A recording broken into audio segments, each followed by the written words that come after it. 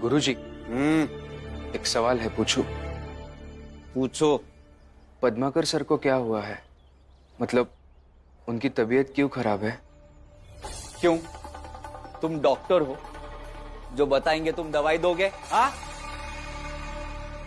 नहीं गुरुजी, बात यह है कि मैं रोज डायरी लिखता हूँ। उसमें रोज मेरे साथ क्या क्या होता है और वो क्यों होता है ये भी लिखता हूँ। पिछले 3 दिन से पढ़ाई नहीं हुई है ये तो लिखा, लेकिन उसका कारण नहीं लिख पाया। आप अगर बताएंगे तो लिख सकता हूँ। लिखो। जी। उनके सर में दर्द है और वो जब भी किसी अस्पृश्य आदमी को देख लेते हैं तो उनका दिमाग खराब हो जाता है।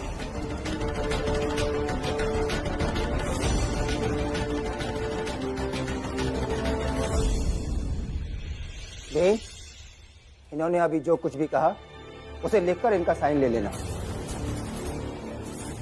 क्योंकि बाहर से जब निरीक्षक आते हैं तो कभी कभी उन्हें ये बताने की आवश्यकता पड़ जाती है कि पढ़ाई अगर नहीं हुई तो क्यों नहीं हुई। तुम अगर लिख लोगे तो उन्हें बताने में आसानी हो जाएगी। ये क्या बदतमीजी है? आप इस भीमराव के साथ मिलकर मुझे धमकी दे रहे हैं? अरे नहीं सर, ये काय को धमकी देगा आपको? अरे भीमराव जो कह रहे हैं वो कर देने का। जब तक आपकी और पद्माकर सर की तबीयत सही नहीं हो जाती तब तक आप मत पढ़ाइएगा, और भीमराव की डायरी है उसमें सही रहने दीजिएगा। मुझे बेवकूफ समझ के रखा है? मैं कोई साइन वाइन नहीं करने वाला। और आप लोगों ने ये सोच कैसे लिया कि इस अस्पृश्य आदमी की किताब कॉपी को मैं हाथ भी लगाऊंगा? खुदा बख्श सर और नाम जोशी सर, आप दोनों ये सही नहीं कर रहे हैं। एक टीचर होकर दूसरे टीचर के साथ उलझ रहे हैं। अच्छा ठीक है, नहीं उलझेगा हम लोग। बस भीमराव की कॉपी में मैं साइन कर दूंगा और लिख भी दूंगा कि मैं गवाह हूं कि कब कब पद्माकर सर और अजिंक्य सर ने तबीयत नादुरुस्त होने की वजह से पढ़ाया नहीं है कक्षा में। भीमराव, कॉपी लेके आना। जी। ए रुको।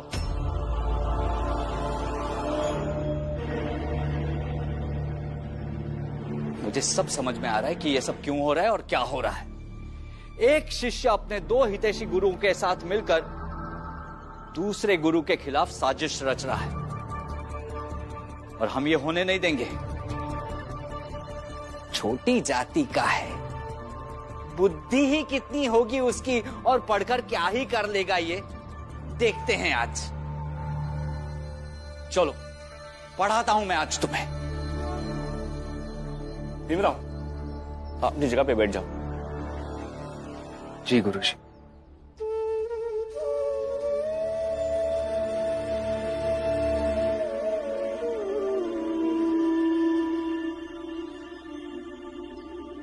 तो आज हम पढ़ेंगे basics of human psychology.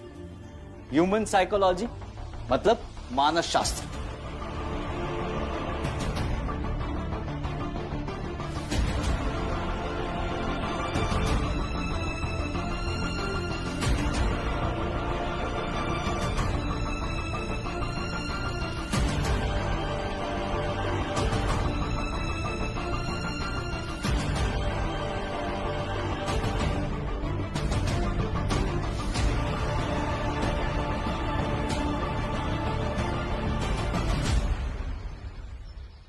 Sir, आपके लिए पढ़ाना सिर्फ एक पेशा होगा,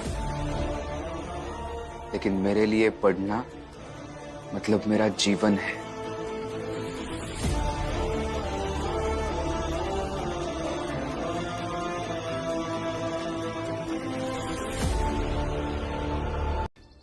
पानी पीजिए। रमा, एक बात सही सही बताओ। बोलिए। जिसने मुझे मटके से पानी पिलाया वो घूंघट वाली औरत तुम थी?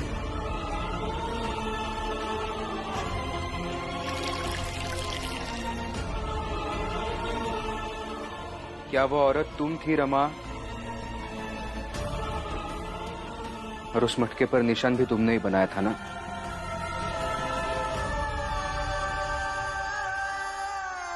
वो निशान तुमने ही बनाया था ना रमा? रमा, मैं कुछ पूछ रहा हूं रमा। रुको रमा, जवाब दो, क्योंकि तुम्हारा जवाब मेरे लिए मायने रखता है। क्या क्या हुआ भीम?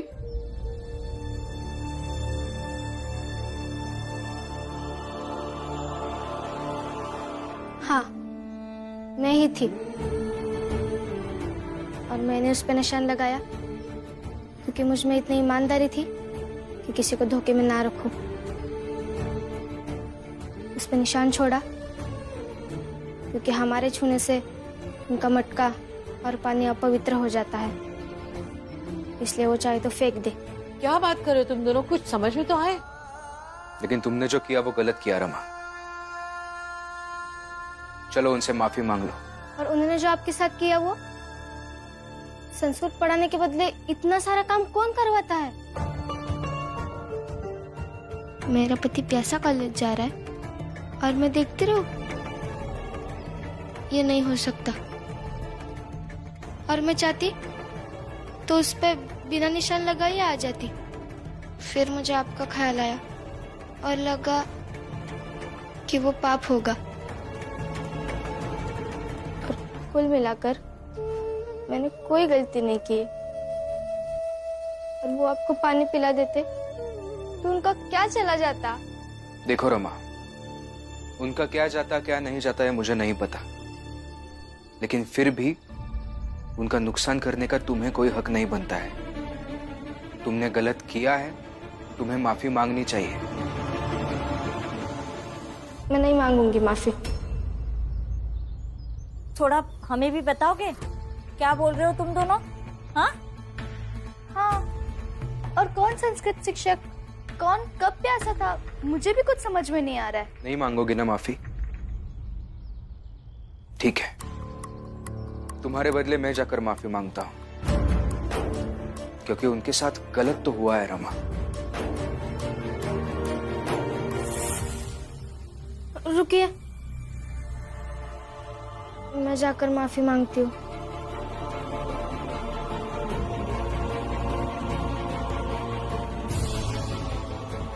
रमा, रमा, भीम, क्या हुआ? कहाँ गए ये दोनों? पता नहीं अम्मा, दोनों अंदर लड़ रहे थे फिर चले गए।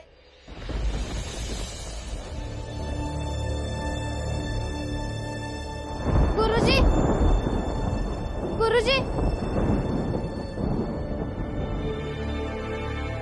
क्या है? मैंने ही आपका मटका उठाया था। जो सजा देनी है मुझे दो। कौन हो तुम? भीमराव की पत्नी। पानी यहाँ पीना है तो संस्कृत पढ़ने की जिद छोड़नी होगी। नहीं गुरुजी, मैं प्यासा ही कॉलेज चला जाऊंगा। पति को प्यासा देखकर मुझसे सहा नहीं गया, इसलिए आपके मटके को छुआ। इस छोटी जात वाली ने आपके मटके को छुआ है, इसलिए इसको तो सजा जरूर मिलनी चाहिए। सजा तो मिलनी चाहिए, लेकिन ये एक औरत है, इसलिए इसे सजा मेरी पत्नी एक औरत ही देगी।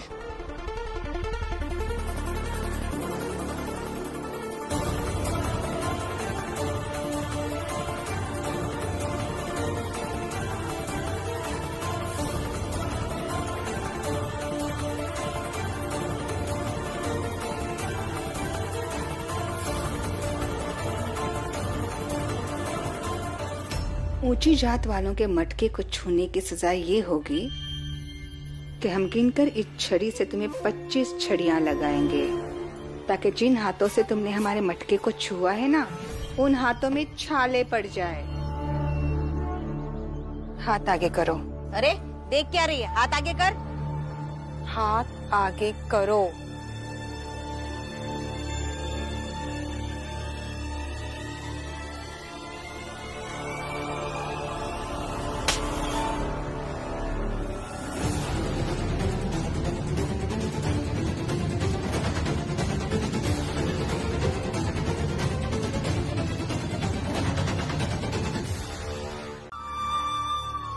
बधाई हो, आपको बेटा हुआ है। शास्त्री जी, ऐसे अस्पृश्य लोगों के चोल में जाओगे? अरे बाद में मिल लेना। गुरुजी जाइए ना, देखिए आपको बेटा हुआ है, आपका बेटा है गुरुजी, मिलिए। और चिंता मत कीजिए गुरुजी, अगर हमारे चाल में आने से आप अशुद्ध होंगे तो शुद्धिकरण भी तो कर सकते हैं ना। जाइए गुरुजी।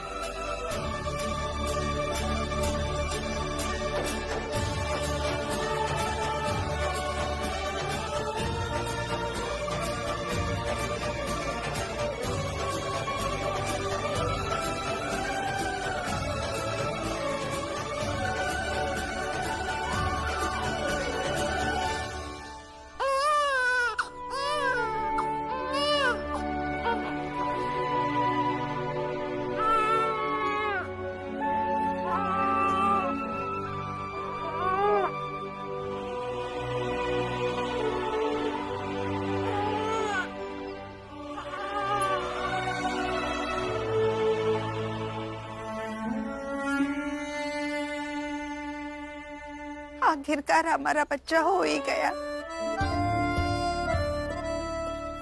आप मानिए या ना मानिए, भीम और रमा इन्हें सही समय पर नहीं लेके आते तो कुछ भी हो सकता था।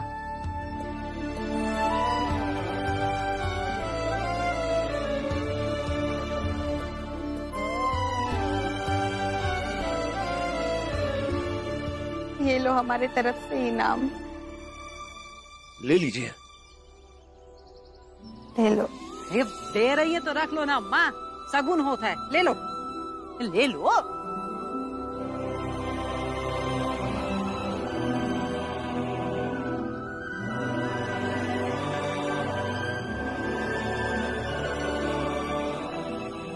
अब आप इन्हें ले जा सकते हैं। शास्त्री जी चलिए, तांगा आ गया, इन्हें ले चलते हैं। गुरुजी, मैं क्षमा चाहता हूं, आपके मर्जी के बिना हम आपकी पत्नी को यहां लेकर आए और हमारी जात की औरतों ने आपकी पत्नी और बेटे को छुआ है। ये दोनों अशुद्ध हो गए होंगे, अब जरूर इनका शुद्धिकरण करवा लीजिएगा। और गुरुजी, आज के बाद मैं आपसे कभी नहीं मिलूंगा, आपके घर भी नहीं आऊंगा। आप शर्त जीत गए गुरुजी, मैं हार गया।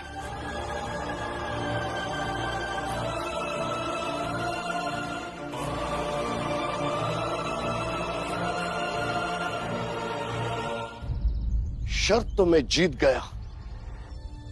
जिसने शर्त लगाई थी वो एक शिक्षक था, लेकिन आज तुम्हारे सामने सिर्फ एक बाप खड़ा है। वो शिक्षक तुम्हें संस्कृत पढ़ाए या ना पढ़ाए, लेकिन ये बाप तुम्हें संस्कृत जरूर पढ़ाएगा।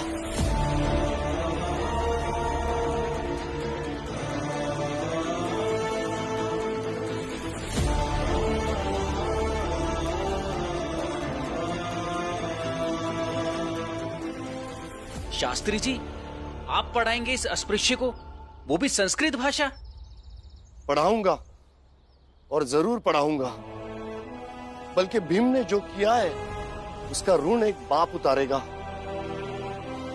तुम लोग निश्चिंत रहो, भीम सीधे मेरे घर आएगा और फिर अपने घर लौट जाएगा। तुम लोगों को कोई परेशानी नहीं होगी। भीमराव, मुझे मेरी पत्नी और बच्चे के साथ घर जाना है और तुम अपने हाथों से उन्हें टांगे तक छोड़ोगे। जी गुरुजी।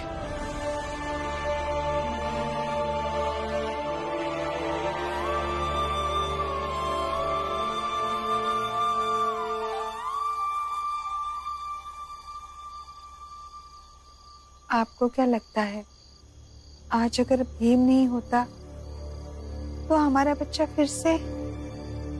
अब इस पर बात करके क्या मिलेगा?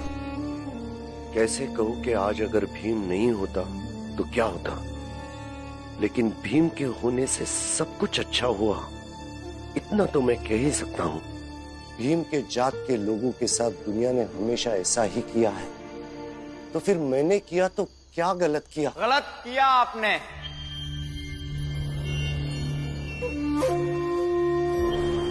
बहुत गलत किया। उसे संस्कृत पढ़ाने का फैसला करके।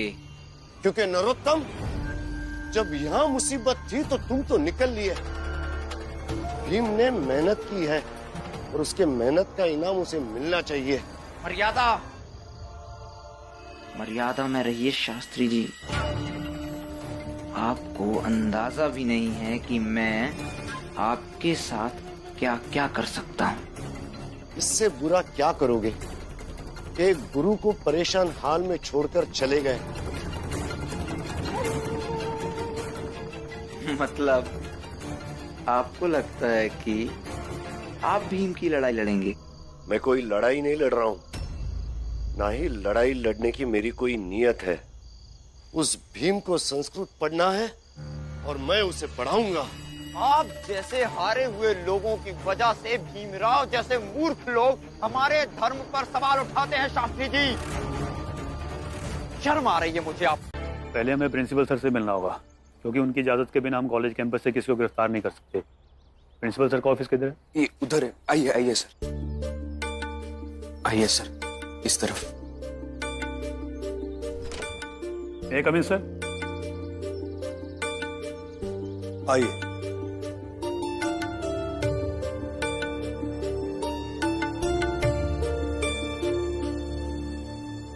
जी बताइए क्या हुआ?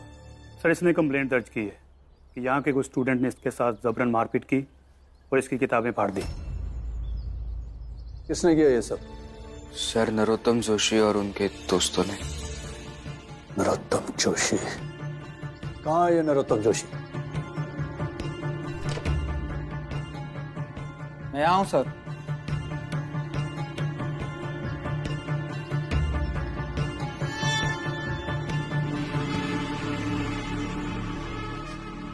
गुरुजी, भीमराव झूठ बोल रहा है। मैंने इससे कहा दुश्मनी भूल जाते हैं, लेकिन ये बदतमीजी करने लगा। देखिए, लड़ाई में मेरे दोस्तों को भी चोट आई है।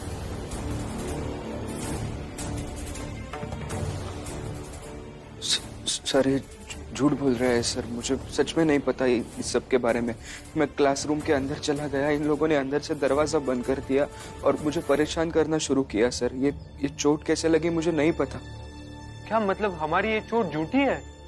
अगर इन्हें ऐसा लग रहा है तो चलिए दरोगा जी, चलकर चेक करवा लीजिए। चलिए। भीमराव,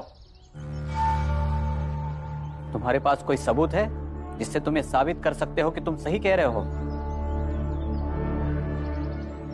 सर, वहां पे सब इनके दोस्त थे। मेरे पक्ष में कोई क्यों बोलेगा? मेरे पास कोई ऐसा सबूत नहीं है सर। लेकिन ये मेरी किताबें देख लीजिए। ये मेरी किताबें फाड़ी इन लोगों ने। मैं खुद क्यों मेरी किताबें फाड़ूंगा सर? गुरुजी झूठ बोल रहा है, इसने खुद ये किताबें फाड़ी हैं। प्रिंसिपल सर, सच और झूठ का पता हम लगा लेंगे। आप बस हमें परमिशन दीजिए कि इन स्टूडेंट्स को हम अपने साथ अरेस्ट करके ले जाएं। नहीं इंस्पेक्टर साहब, स्टूडेंट इस तरह कॉलेज से अरेस्ट होकर जाएंगे तो इससे कॉलेज की इमेज खराब होगी। हम कॉलेज प्रशासन के लेवल पर इस मामले को सुलझा लेंगे। ठीक है सर, मैं चलता हूं। अगली बार बुलाने से पहले सोच के आना।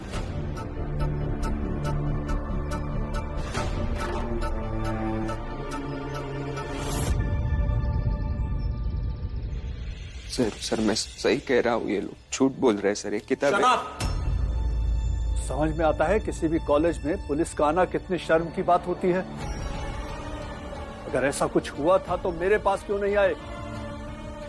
गुरुजी, मैंने भी इससे यही कहा था कि कोई भी समस्या हो तो प्रिंसिपल सर के पास जाओ, लेकिन इसने हमारी बात नहीं सुनी। कहने लगा कि इस बार तुम्हारी शिकायत प्रशासन से करूंगा। प्रिंसिपल सर ज्यादा से ज्यादा क्या कर लेंगे? तुम्हें कॉलेज से निकाल देंगे। इस बार तुम्हें मैं असली सबक सिखाऊंगा। झूठ क्यों बोल रहे हैं आप? एक तुम ही हो भीमराव जो सच कहते हो। सर, इन बच्चों को देखिए, इनके सर पर चोटें आई है, इसका सबूत है। और अगर इन सब ने मिलकर तुम्हें मारा होता तो तुम कहां तक बच पाते? तुम्हारे शरीर पर तो कोई चोटों के निशान भी नहीं है, फिर भी भीमराव सही है।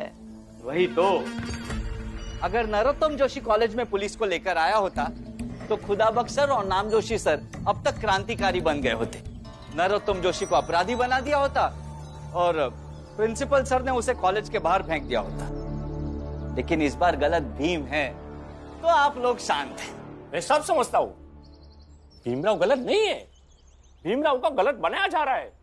तो फिर ठीक है, आप हार वार मंगाइए। भीम ही सर्वथा सही है तो उसकी पूजा वूजा कीजिए, उसे सम्मान दीजिए।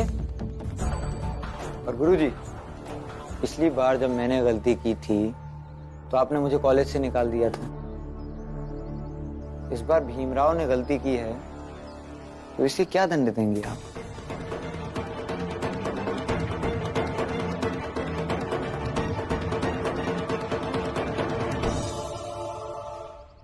इन्होंने जो भी कहा है सब झूठ है। ये किताबें आप देखिए ना सर, ये क्या। लेकिन भीमराव, कॉलेज में पुलिस को बुलाना गलत है। और ये बात झूठ नहीं है कि तुमने पुलिस को बुलाया। इसलिए तुम्हें कॉलेज से 15 दिन के लिए सस्पेंड किया जाता है।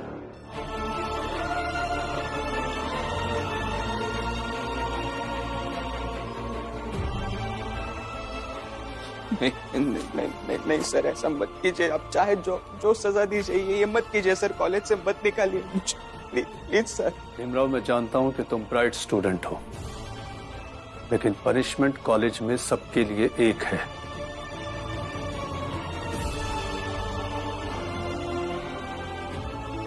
डिसिप्लिन ना हो तो टैलेंट बर्बाद हो जाता है।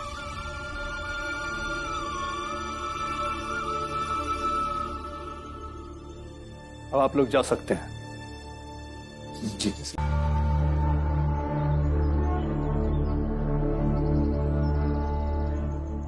मालिक, मैं जिग्नेश का बड़ा भाई राजकोट में रहता हूँ। वहीं जूते चप्पल की दुकान करता हूँ। रोजी रोटी ईमान ईश्वर सब वही दुकान है मेरा। और यहाँ आया तो देखा वही रोजी रोटी ईमान ईश्वर पर एक औरत ने हमला कर दिया है। क्या करें आप ही बताइए मालिक। तो मैं क्या बताऊं? आप मालिक हैं, सेवक को तो मुसीबत से निकालना ही होगा ना। आज शाम को ही उस औरत के दुकान का उद्घाटन है। उद्घाटन से पहले उसको बंद करवा दीजिए मालिक। लेकिन जोशी जी इसमें क्या कर सकते हैं? अरे मालिक हैं, ताकतवर लोग हैं, कुछ भी कर सकते हैं। रहने का किराया दे करके वो लोग वहाँ दुकान खोल रहे हैं, इस बात पे एतराज जता सकते हैं। उद्घाटन से पहले 4 आदमी को भेज करके दुकान तोड़वा सकते हैं। और फिर मालिक, ये दुकान तो वही रमा खोल रही ना जो आपसे कई बार उलझ चुकी है। आप जैसे कई लोग पीड़ा समझकर दवा छिड़कते रहे मेरे पति की जिंदगी में, लेकिन आज तक उन्हें कोई नहीं रोक पाया।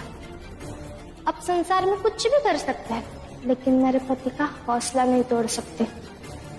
वो कुछ छोड़कर नहीं जाते, छोड़कर भागना तो आपको पड़ा। फिलहाल कॉलेज से पत्नी की जात एक ही होती है, पत्नी ना छोटी ना बड़ी। ऐसा मैंने सुना है। तो इस तरह से रमा के बदतमीजी का बदला उसके दुकान को तोड़वा करके ले सकते हैं मालिक। नाम क्या है तुम्हारा? हितेश। समझदार लगते हो। ठीक है, हम मदद करते हैं तुम्हारी। माचिस की तीली, मिट्टी का तेल हम तुम्हें देते हैं। जाओ और उस दुकान को कर दो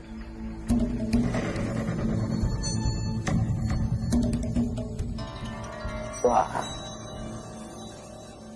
लेकिन मालिक, ये हम कैसे कर सकते हैं? हम तो वहीं रहते हैं ना, और वहां पे हर किसी की नजर हर किसी पे रहती है।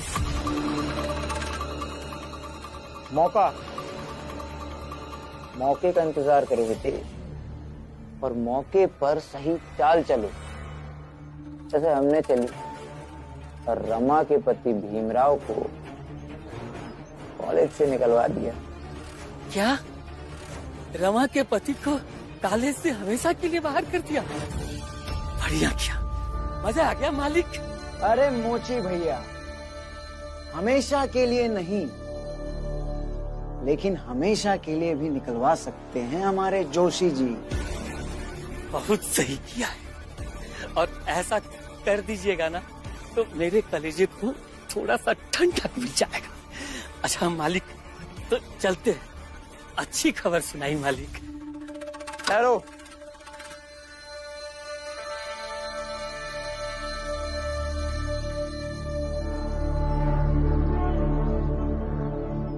इतनी क्या जल्दी है? जरा हम भी तो देखें कि तुम्हें जूते चमकाना कैसा आता है। अरे क्या बात करते हैं मालिक, मैं आपके जूते ऐसे चमका दूंगा कि उसमें ना आपका चेहरा दिखाई देगा।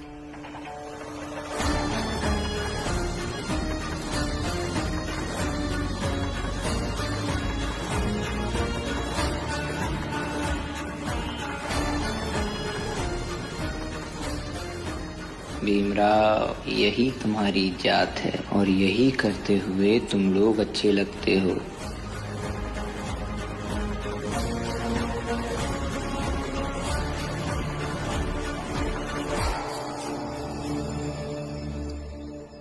हो गया मालिक, चलते हैं मालिक।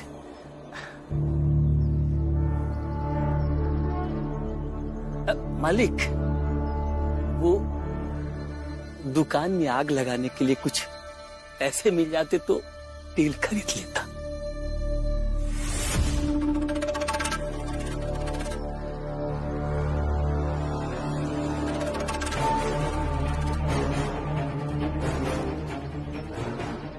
मुफ्त में जूता साफ नहीं करूंगा मालिक।